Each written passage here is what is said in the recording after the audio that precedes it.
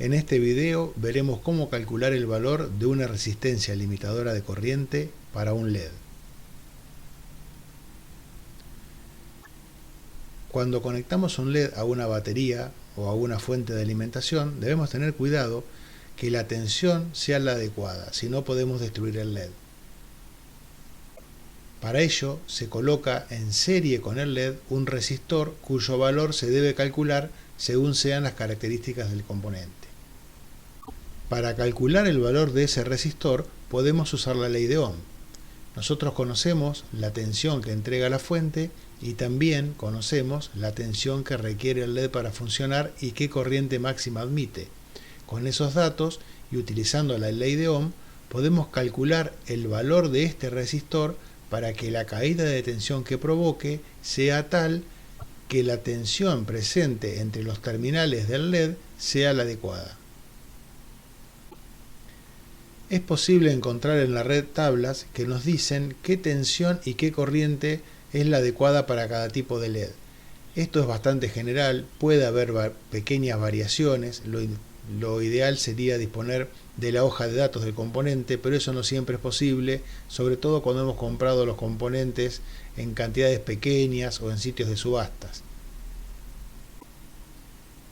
Supongamos que queremos utilizar un LED de color rojo estándar con una fuente de alimentación que nos entrega 9 voltios. Veamos cómo podemos hacer para calcular el valor de la resistencia limitadora. Los datos de los que disponemos son que la corriente que va a circular por el LED tiene que ser de 0,015 amperes, o sea 15 milésimos de amper o 15 miliamperes, y que la tensión presente en los terminales del mismo debe ser de 1,5 voltios, 1,5 voltios. Estos datos los hemos extraído de la tabla. Esto significa que en este resistor se debe producir una caída de potencial tal que estos 9 voltios presentes a la entrada del resistor, a su salida, no sean más que 1,5. Quiere decir que en este resistor debemos perder 7,5 voltios.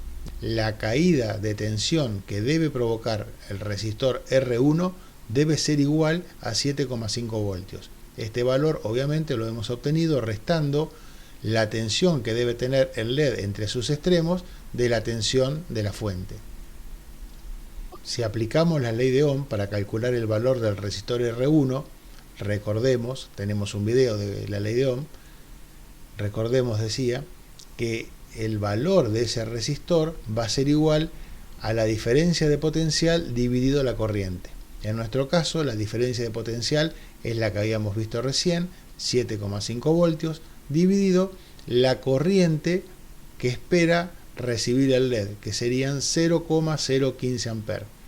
A pesar de que dijimos que esto equivale a 15 miliamperes, para obtener un resultado en ohms debemos utilizar las unidades correspondientes, voltios y amperes, si no el resultado sería erróneo.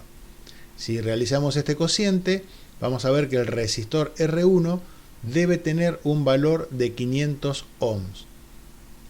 Cuando eso ocurra, que este resistor tenga un valor de 500 ohms, la caída de tensión que se va a producir cuando la corriente lo atraviese va a ser tal que el LED va a quedar correctamente alimentado. Va a tener entre sus extremos 1,5 voltios, que es lo que indica la tabla, y la corriente que va a circular por el circuito va a ser de 15 milésimos de amper. Debemos tener en cuenta también la potencia que va a disipar este resistor. En efecto, esa caída de tensión que se produce aquí libera calor, y ese calor es la potencia que debe ser capaz de soportar este resistor sin destruirse. Para calcular la potencia que se disipa en el resistor R1, podemos partir de los datos que disponemos, que son el valor del resistor, que es 500 ohm, y la corriente que lo atraviesa, que son 0,015 amperes, y utilizando las fórmulas vistas en el video de potencia, sabemos que la potencia que va a disipar en forma de calor este resistor es igual a la corriente que lo atraviesa al cuadrado por su resistencia interna. Si hacemos los cálculos, obtenemos que la potencia que va a disipar ese resistor es de aproximadamente 0,1 vatio. Eso significa que cualquier resistor de 1/4 de vatio va a ser suficiente para este propósito.